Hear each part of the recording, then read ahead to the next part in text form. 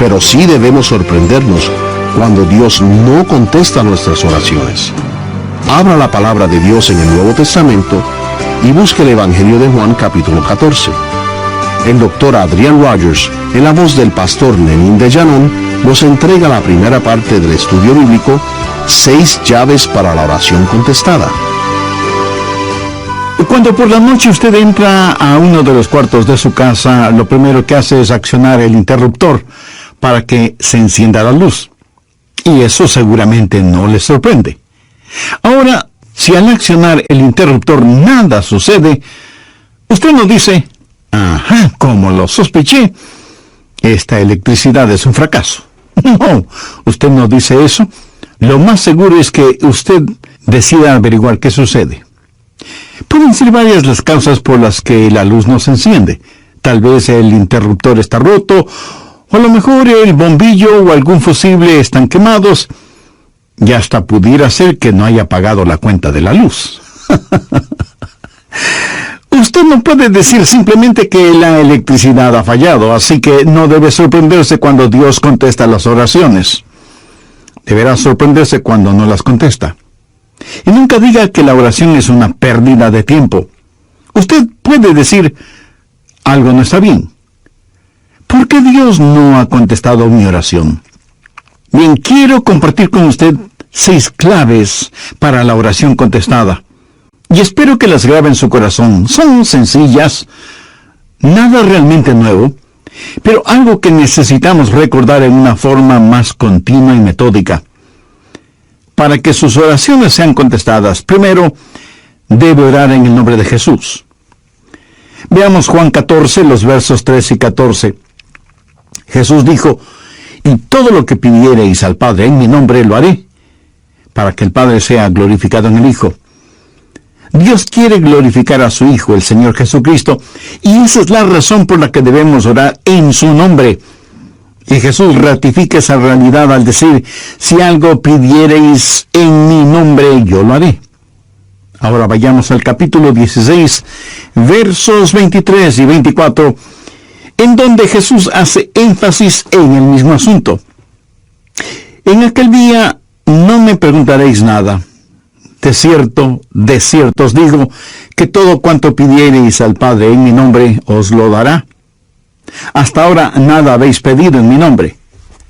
Pedid y recibiréis, para que vuestro gozo sea cumplido.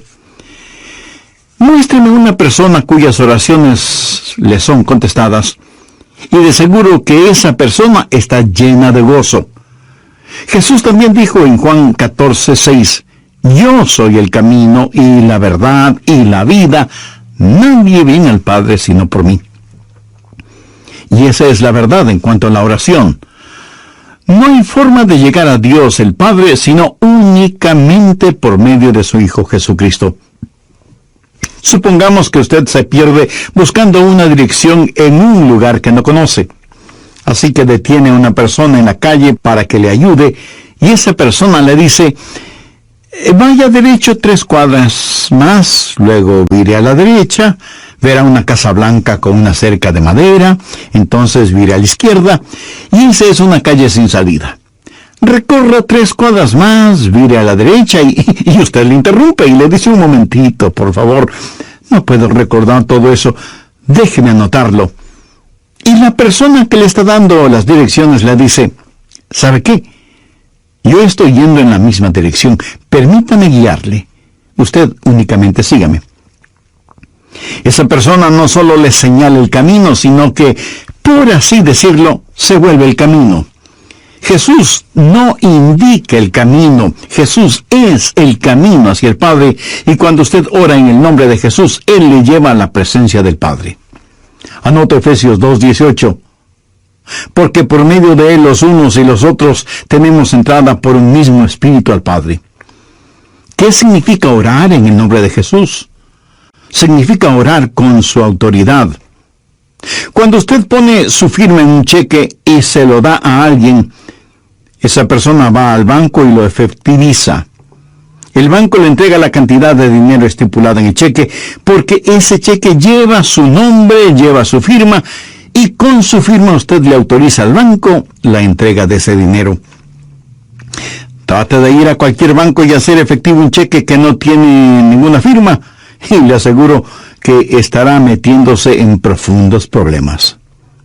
Cuando pedimos en el nombre de Jesús, no estamos simplemente rociando con algún polvito mágico oraciones al decir en el nombre de Jesús, abracadabra, que lo que he pedido se haga. No es así de ninguna manera. Orar en el nombre de Jesús significa, primero, obedecer su mandato. Segundo, hacer algo aprobado por Él. Tercero, saber que eso le dará honor y gloria a Él. Y cuarto, saber que el Padre será glorificado por lo que hacemos en el nombre de Jesús. Si usted ora sin usar el nombre de Jesús legítimamente, no tiene ninguna razón para esperar que su oración sea contestada. Ahora, obviamente, el orar en el nombre de Jesús significa que usted debe ser salvo, que debe ser su discípulo y que debe estar en comunión con Él para conocer su voluntad. No solo ora en el nombre de Jesús, sino que también ora en el Espíritu. Veamos Efesios 6:18. Orando en todo tiempo, con toda oración y súplica en el Espíritu, y velando en ello con toda perseverancia y súplica por todos los santos. Así como se debe orar en el nombre de Jesús, hay que orar en el Espíritu. Casi al final del Antiguo Testamento hay un versículo muy interesante. Busque Zacarías 12:10. Dios habla de lo que hará en los últimos días, cuando los judíos como nación vengan a Jesús. Y derramaré sobre la casa de David y sobre los moradores de Jerusalén espíritu de gracia y oración, y mirarán a mí, a quien traspasaron, y llorarán como se llora por hijo unigénito, afligiéndose por él como quien se aflige por el primogénito. Hay muchas cosas maravillosas en este versículo, pero lo que más me bendice es que Dios dice que hay un Espíritu, el Espíritu Santo, que es el Espíritu de gracia y de oración. ¿Tiene usted dificultades al orar? ¿Sabe por qué? Porque no está lleno del Espíritu. Porque cuando lo esté, la alabanza y la oración fluirán de su Espíritu. Usted estará constantemente alabando a Dios y constantemente suplicando en oración. Dios dice que un día Él va a derramar su espíritu de gracia y oración sobre los judíos, pero Él ya ha derramado su espíritu de gracia y oración sobre usted. Por lo tanto, usted debe orar en el Espíritu. En la pequeña epístola de Judas, el verso 20, dice, pero vosotros, amados, edificando sobre vuestra santísima fe, orando en el Espíritu Santo. ¿Había notado eso? ¿Cómo se desafía usted mismo? Orando en el Espíritu Santo. ¿Por qué es tan importante orar en el Espíritu? Bien, sabemos que cuando oramos en el nombre de Jesús, oramos con autoridad. Pero cuando oramos en el Espíritu, oramos con fortaleza para que Él nos ayude. Déjeme, le muestro algo en Romanos 8:26. Y de igual manera, el Espíritu nos ayuda en nuestra debilidad, pues que hemos de pedir como conviene, no lo sabemos. Pero el Espíritu mismo intercede por nosotros con gemidos indecibles. Mi amigo, esto significa que cuando usted ora, no lo puede hacer sin el Espíritu, y Él no lo hará sin usted. Es el Espíritu el que ora. Y Él hace por usted lo que usted no puede hacer por usted mismo. El Santo Espíritu de Dios inspira, guía, pone energía y sostiene nuestras oraciones. Nuestro espíritu humano es débil, y aunque el Espíritu esté dispuesto, nuestra carne es débil. Por lo tanto, el Espíritu Santo nos ayuda en nuestra debilidad. No hay ninguno de nosotros que alguna vez no haya dicho, fallé en mi vida de oración. Ojalá pudiera orar más. ¿Por qué no puedo hacerlo? Le diré por qué no oramos más. Francamente, porque somos débiles. Pero nuestra debilidad no debe convertirse en incapacidad, sino más bien en fortaleza, porque la Biblia dice que cuando somos débiles, somos fuertes. Si aprendemos a depender en el Espíritu Santo, quien nos ayuda en nuestras debilidades, inspirándonos, guiándonos y capacitándonos. Más aún, Él nos ayuda en nuestra ignorancia. Pues ¿qué hemos de pedir como conviene? No lo sabemos. ¿Alguna vez ha pensado en eso? Estuve una vez en una conferencia bíblica en Dallas. Al finalizar la conferencia, 2 jóvenes estudiantes se me acercaron y uno de ellos me preguntó, «Pastor, ¿usted ora?» Le respondí que sí. Entonces me dio una pequeña tarjeta diciéndome, «Aquí están nuestros nombres. Somos estudiantes en el seminario. Por favor, ore por nosotros». Yo les agradecí y puse esa tarjetita en mi Biblia. He orado por esos estudiantes, pero no creo que lo haya hecho en forma regular. No porque ellos no me importen, pero una asignación de oración es más que 2 nombres en una tarjeta. Si tuviera que orar por todos quienes me piden que ore por ellos, ni las 24 horas del día serían suficientes, se lo aseguro. Esa es la verdad. Si usted trata de orar por todos y por todo, su oración, en vez de ser un caudaloso río, se convertirá en un estancado pantano. La oración, para que sea poderosa, tiene que ser canalizada. Cuando alguien me dice que está orando por mí, me siento increíblemente bendecido. Y hay hermanos que me dicen que oran por mí diariamente, y doy gracias a Dios que muchos oran por mí. Pero me entristece la realidad de que hay millones de seres humanos por los cuales nadie ora. Ahora escúcheme. Yo no deseo estar en la lista de oración de alguien, a menos que el Espíritu Santo haya puesto primero mi nombre en el corazón de la persona que dice que ora por mí. Y cuando usted está orando por otras personas en forma individual, muchas veces no sabrá cómo orar por ellos. Por ejemplo, su tía Rosita está enferma, y usted ora, «Señor, restaura la salud de tía Rosita». ¿Cómo sabe que Dios no está preparando a tía Rosita para llevársela al cielo? Y usted ora para que tía Rosita todavía se quede en la tierra, mientras que de acuerdo a Juan 17:24, Jesús ora y dice, «Padre, aquellos que me has dado, quiero que estén donde yo estoy». ¿Dónde está Jesús? En el cielo. ¿Dónde está la tía Rosita? Todavía en la tierra. En las reuniones de oración, más se ora para que la gente sea sanada que lo que se ora para que la gente sea salvada. Parece que estamos más interesados en mantener a los salvos fuera del cielo que a los perdidos fuera del infierno. No sabemos orar como debemos orar. Cuando Saulo perseguía a los seguidores de Cristo, antes de que fuera el apóstol Pablo, me pregunto qué oraba la iglesia en relación con Saulo. Si yo hubiera vivido en esa época, seguro que hubiera orado, «Señor, mira cómo este Saulo nos persigue. Elimínalo, evapóralo, Señor, haz algo con él».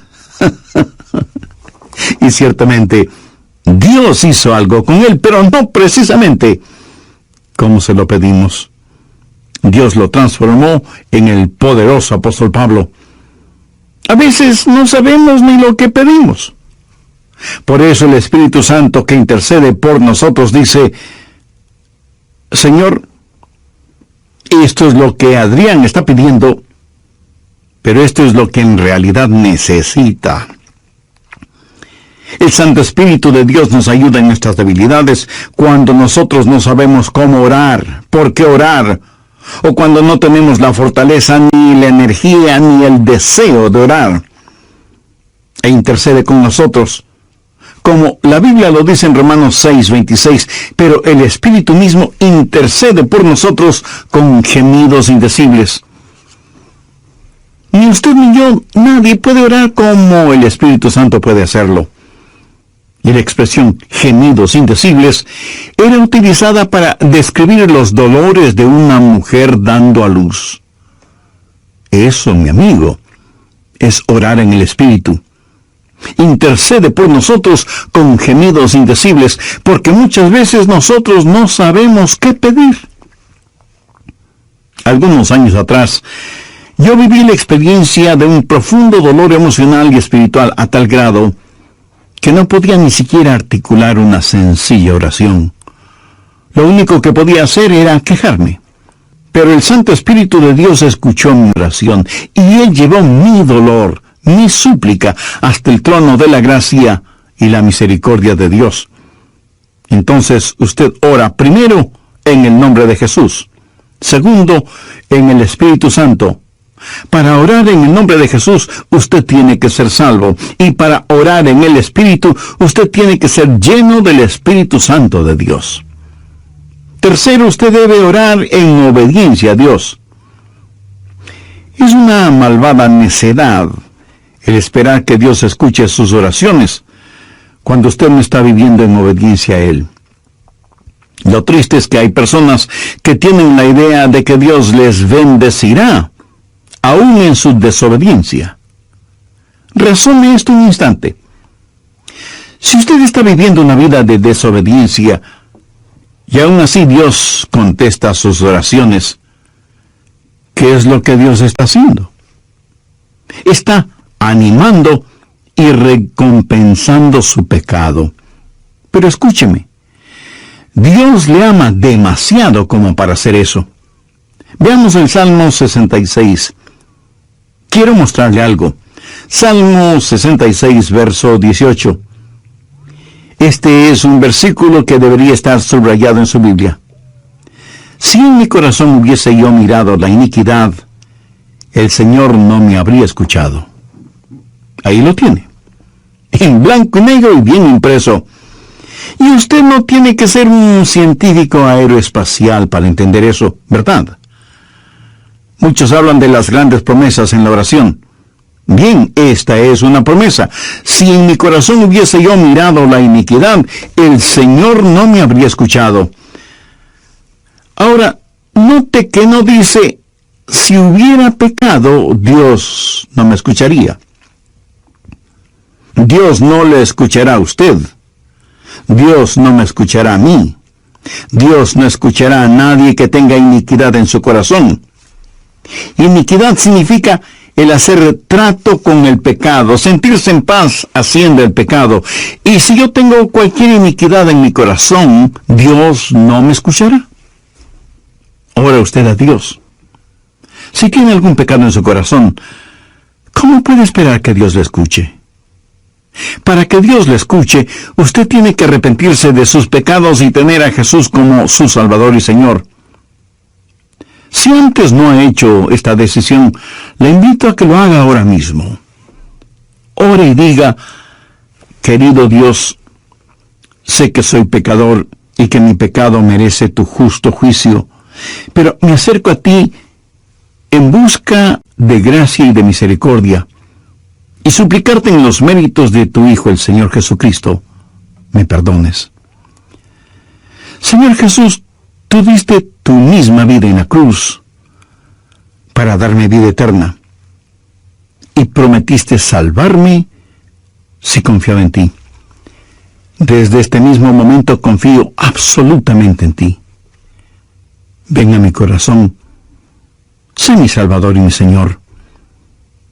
Toma el control de mi vida y hazme la clase de persona que tú quieres que sea.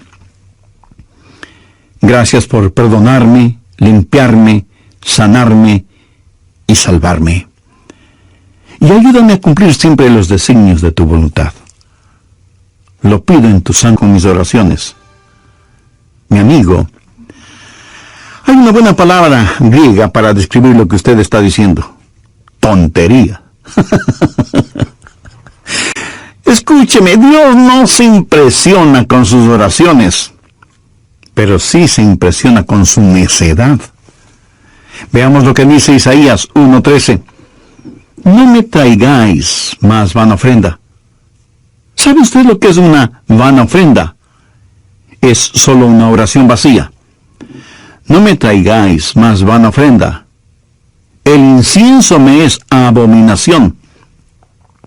Aquí ellos estaban en el templo quemando incienso, ofreciendo incienso en el altar. No me traigáis más vana ofrenda, el incienso me es abominación, luna nueva y día de reposo, el convocar asambleas, no lo puedo sufrir, son iniquidades vuestras fiestas solemnes. ¿Qué es lo que Dios está diciendo aquí? Que todo lo que ellos hacían como parte de su religión, Él lo detestaba. Y en Isaías 1, los versos del 15 al 17, leemos: Cuando extendáis vuestras manos, yo esconderé de vosotros mis ojos. Asimismo, cuando multipliquéis la oración, yo no oiré. Llenan están de sangre vuestras manos, lavaos y limpiaos, quitad la iniquidad de vuestras obras de delante de mis ojos, dejad de hacer lo malo, aprended a hacer el bien, buscad el juicio, restituid al agraviado, haced justicia al huérfano, amparad a la viuda. Veamos ahora Isaías 59:1. He aquí que no se ha cortado la mano de Jehová para salvar, ni se ha agravado su oído para oír. Dios no se ha vuelto manco ni sordo, pero vuestras iniquidades han hecho división entre vosotros y vuestro Dios, y vuestros pecados han hecho ocultar de vosotros su rostro para no oír. ¿Ha leído alguna vez algo del libro de Esdras?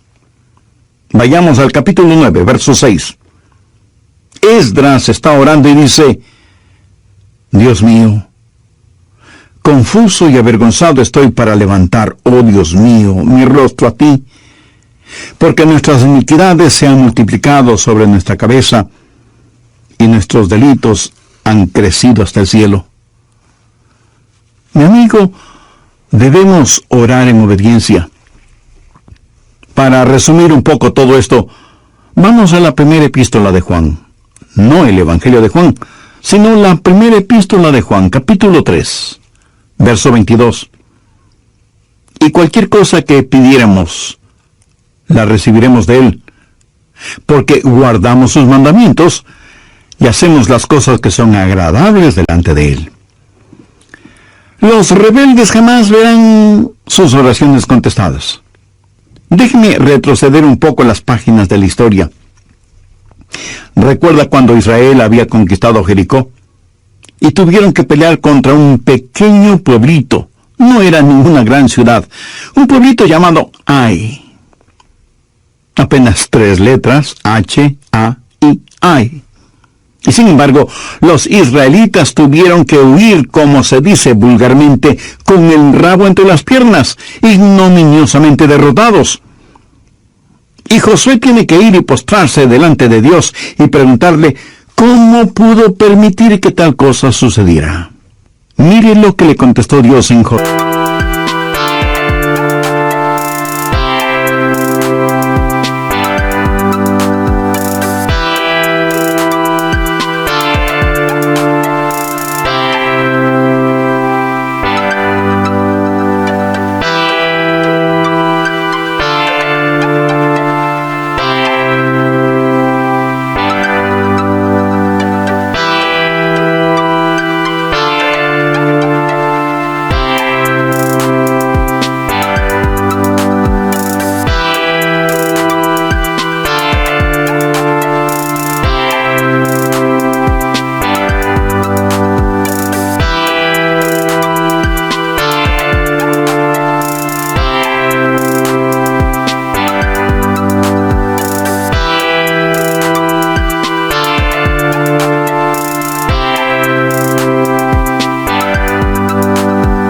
Josué 7, los versos 10 y 11. Y Jehová dijo a Josué: levántate, ¿por qué te postras así sobre tu rostro? Israel ha pecado. ¿Qué está diciendo? Josué, hijo mío, ¿por qué me estás orando? No puedes utilizar tus oraciones como una cortina de humo para ocultar el pecado que hay en medio del pueblo. Enfrenta y elimina ese pecado, y entonces oiré tus oraciones. Cuarto, usted debe orar en la voluntad de Dios. No solo conocer a Jesús, no solo ser lleno del Espíritu, no solo obedecer los mandamientos, pero aún habiendo hecho todo esto, todo lo que usted desea no es necesariamente la voluntad de Dios para usted. Anote 1 Juan 5, versos 14-15. Y esta es la confianza que tenemos en Él, que si pedimos alguna cosa conforme a su voluntad, Él nos oye. Y si sabemos que Él nos oye en cualquier cosa que pidamos, sabemos que tenemos las peticiones que le hayamos hecho. Orar en la voluntad de Dios. Y usted no encuentra la voluntad de Dios simplemente por adivinación. Pastor, ¿cómo voy a conocer la voluntad de Dios? Bien, permítame hacerle una pregunta. ¿Quiere en realidad saberlo? Y usted me responde, bueno, no sé si quiera saberlo o no. Entonces le haré otra pregunta. ¿Quiere hacer la voluntad de Dios? Y usted me responde, sí, claro que sí. ¿La quiere hacer realmente? Quiero decir, si Dios le dijera este mismo momento, hay algo que deseo que hagas, ¿lo haría? ¿Sabe usted cuál sería la primera pregunta debido a nuestra naturaleza humana? ¿Qué es, Señor? Esa no debería ser la primera pregunta o la primera respuesta. Usted no puede contestar una pregunta con otra pregunta. Usted debe contestar esa pregunta con una afirmación. Adrián, hay algo que quiero que hagas. ¿Lo harás? Yo debo contestar, sí, Señor, lo haré. ¿Qué es lo que quieres que haga? Mira, la manera de conocer la voluntad de Dios no es sabiendo lo que es, sino comprometiéndose a hacerla aún antes de saber lo que es. Eso es confianza. Sencillamente diga, Señor, estoy listo, y haré lo que quiera que tú quieras que haga. Y aunque esa frase pueda trabar nuestra lengua, destraba nuestra capacidad de obediencia. Debo admitir que muchos tienen temor de la voluntad de Dios. De alguna manera se les ha metido la idea en la cabeza de que si se prestan para servicio bajo la voluntad de Dios, van a terminar como misioneros en el país de Salsipuedes, viviendo en una choza con piso de tierra y comiendo carne de serpiente o quién sabe qué otros exóticos alimentos. ¿Sabe qué? Pudiera ser que así suceda. La forma de conocer la voluntad de Dios es aceptando la voluntad de Dios antes de conocer cuál es la voluntad de Dios. Y aunque suena complicado lingüísticamente, espiritualmente no lo es. Pero usted me dice, pastor, quiero más detalles. Muy bien, le voy a dar más detalles. La voluntad de Dios es buena, perfecta y aceptable. Y si piensa que esto lo digo porque soy muy inteligente, pues siento desilusionarle. Veamos qué dice Romanos 12, versos 1 y 2. Así que, hermanos, os ruego por las misericordias de Dios, que presentéis vuestros cuerpos en sacrificio vivo, santo, agradable a Dios, que es vuestro culto racional. No os conforméis a este siglo, sino transformaos por medio de la renovación de vuestro entendimiento, para que comprobéis cuál sea la voluntad de Dios, agradable y perfecta. Usted no necesita saber nada más que esto. La voluntad de Dios es buena, agradable y perfecta. Preséntese usted mismo como un sacrificio vivo y santo delante de Dios, y usted, sin ninguna sombra de duda, conocerá y comprobará que la voluntad de Dios es siempre buena, agradable y perfecta. La oración es para manipular la voluntad de Dios, para que se amolde a la suya. Es descubrir la voluntad de Dios y meterse de cabeza en ella. Pero escúcheme con atención. En última instancia, usted no encuentra la voluntad de Dios. La voluntad de Dios lo encuentra usted. Cuando su corazón está bien con Dios, usted presenta su cuerpo como un sacrificio vivo y rehúsa el ser amoldado por el sistema y los valores del mundo, para más bien ser transformado, renovado en su mente y empezar a pensar los pensamientos de Cristo y por lo tanto tener la capacidad de orar en la voluntad de Dios. Quinto, orar en comunión con los creyentes. Por favor, busque el Evangelio de Marcos, capítulo 11, los versos 25 y 26. Y cuando estéis orando, perdonad si tenéis algo contra alguno, para que también vuestro Padre que está en los cielos os perdone a vosotros vuestras ofensas. Porque si vosotros no perdonáis, tampoco vuestro Padre que está en los cielos os perdonará vuestras ofensas. Mi amigo, no se olvide que un pecado no perdonado es la más formidable barrera contra la oración. Tantas personas se preguntan por qué sus oraciones no son contestadas cuando están guardando tremendos resentimientos en su corazón. Le pregunto, ¿ese resentimiento, ese enojo, vale la pena tenerlo? Lo que es peor, ¿vale la pena ir acumulándolo, guardándolo, hasta que por fin estalla, hiriendo no solo a quienes motivaron ese enojo, sino a usted mismo? La satisfacción carnal de guardar un resentimiento contra alguien no vale de ninguna manera la pena porque impide que nuestras oraciones sean contestadas. Escuché de una pequeña niña que una noche, por haberse portado mal, su mamá le mandó temprano a la cama. Pero antes de acostarse, la niña debía orar. Ella así lo hizo. Oró por su hermana y su hermano, oró por su papá y su abuelita, oró por sus amigas en la escuela, oró por su profesora, oró por su perro y por su gato, y finalizó con un alegre amén. Luego, mirando a su madre, le dijo: como habrás notado, mamá, tú no estuviste en mi oración. Me imagino que esa oración no habrá salido de ese cuarto, menos habrá llegado al cielo. Pero hay una profunda lección en esto.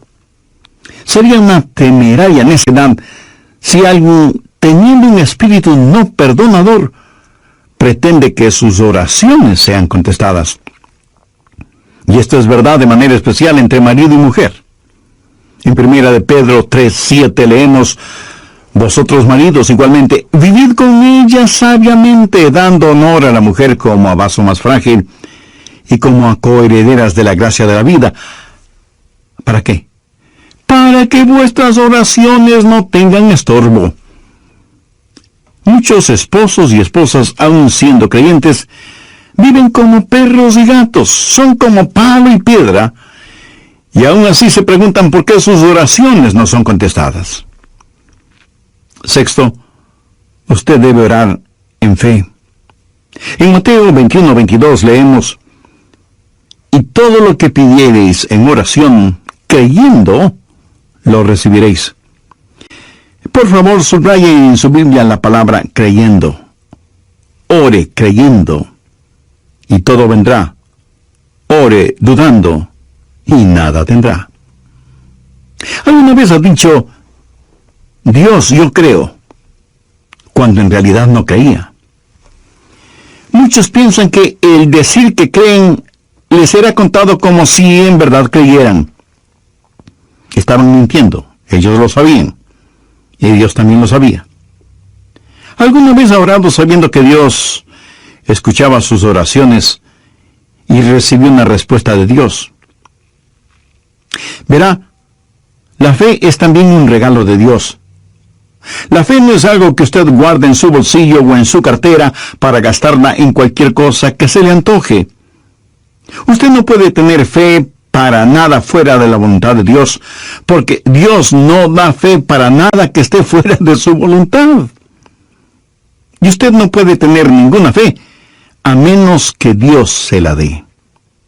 Y no faltará quien pregunte, ¿por qué no tengo más fe? Si usted pone en práctica lo que he compartido en este estudio bíblico, le puedo asegurar que descubrirá que la fe está ahí. Cuando usted ora en el nombre de Jesús, cuando usted ora en el Espíritu Santo, cuando usted ora en obediencia y en comunión, cuando ora en la voluntad de Dios, la fe está ahí. Pero si estos elementos espirituales no están ahí, tampoco estará la fe. Ustedes, esposos, han tenido alguna vez un argumento. Y si me dice que no, con toda mi cariñosa cortesía le diré que son mentirosos. Cuando marido y mujer tienen un argumento y no lo solucionan, y luego se arrodillan para orar por su hijito enfermo, ¿no se sienten espiritualmente enfermos? ¿No sienten que están actuando hipócritamente? Saben que sus oraciones no se elevarán ni un centímetro del piso y por lo tanto jamás llegarán al cielo. No tienen ninguna fe como para que sus oraciones sean contestadas. Cuando sus corazones sean justos, puros y limpios, y palpiten al mismo compás espiritual, entonces tendrán fe. Y al tener fe, esa fe será el combustible para transportar su oración hasta el trono de la gracia de Dios. Jorge Müller, de Bristol, Inglaterra, fue un gran siervo de Dios y un poderoso hombre de fe. Él tenía un diario personal en el cual anotaba todas las instancias de oraciones contestadas y llegó a registrar 25,000 oraciones contestadas, algunas de ellas increíblemente milagrosas, imposibles de explicarlas, aparte de la intervención de Dios. Alguna vez alguien le preguntó a George Mueller, ¿cuál es el secreto para que las oraciones sean contestadas? ¿Sabe cuál fue su respuesta? Tenga fe en Dios. Tenga fe en Dios. Ahora, yo no creo que él dijo tenga fe en Dios, sino que dijo tenga fe en Dios. Verá, en realidad no es una gran fe la que necesitamos, sino que necesitamos tener fe en un gran Dios. Fe no es solo un sentimiento positivo, ni el que usted se vuelva frenético o fanático, sino tener la absoluta confianza de que Dios hará lo que usted le ha pedido, si ese pedido está encuadrado dentro de los parámetros de la voluntad de Dios. Los discípulos le dijeron a Jesús, Señor, enséñanos a orar. Y ese debe ser nuestro pedido también, para que Dios nos ayude a ser hombres y mujeres de oración. Hay algo en nosotros que se resiste a orar. Preferimos ocuparnos en cualquier otra cosa en vez de orar. Y eso se debe a nuestra naturaleza carnal y pecaminosa. Por eso necesitamos la ayuda de Dios para que amemos de tal manera a Jesús y seamos llenos de su Espíritu Santo para que la oración fluya de nosotros en forma constante y que oremos siempre en el nombre del Señor Jesucristo. ¿Han notado con qué facilidad podemos pasar horas haciendo deportes o realizando nuestros pasatiempos favoritos o simplemente mirando programas en la televisión? Pero ¿qué trabajo nos cuesta invertir unos minutos en la oración?